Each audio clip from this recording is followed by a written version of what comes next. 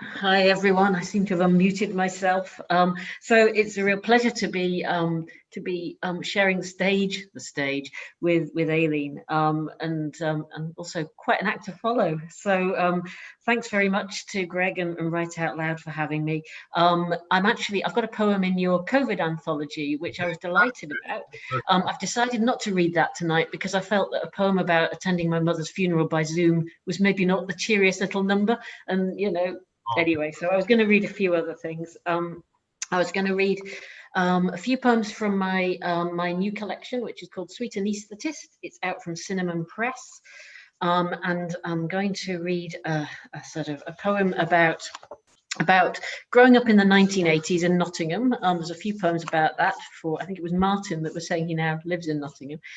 This was my teenage years in Nottingham, and it's about the sort of passive-aggressive things that can happen when a family plays board games.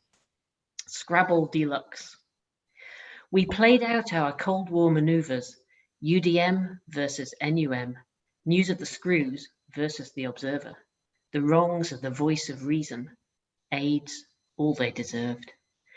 No matter what insults already slung over mince on toast, mother's pride spread with marge, tinned peaches, 3 generations would sit back down at the same table, at the 4 sides of the board, a different battlefield. Count out your 7 tiles, hoping to lay down a triple word score, a 7-letter word that would silence the rest. That would show 'em. Quim. Lionize. Despair. Okay. Another poem, a different angle on teenage frustrations, and actually oddly resonant with lockdown, perhaps. This is Icarus in Suburbia. Agitated, flapping in the flu, stuttered, stopped. My parents fitted a cowl. They were well-meaning. When sparrows smacked into the picture window, we waited inside to see if they were stunned or dead.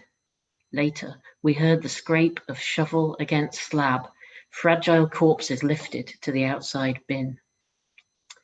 From our strip of overmowed grass, pied wagtails skittered skywards, perching briefly on the creosote fence behind which we sometimes saw the neighbour's football rise and fall, rise and fall.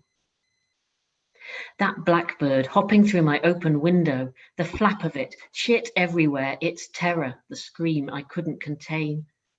Even so, I knew what to do, found a towel to throw over the bird, but stillness terrifying and a relief.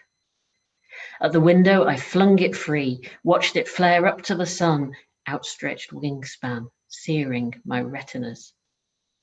In my guano-spattered bed, a single black feather, my invitation to fly.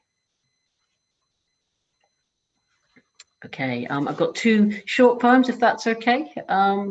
Okay, this one is it's called Sighting, and it's written about being on the island of Iona, and it's sort of seen a bit like that, but not in black and white. Sighting. Once you've seen dolphins in Iona Sound, every wave's crest might be one, nosing the air, twisting white belly diving, a delicious flourish of tail. That's the thing about possibility. You have to know it's there.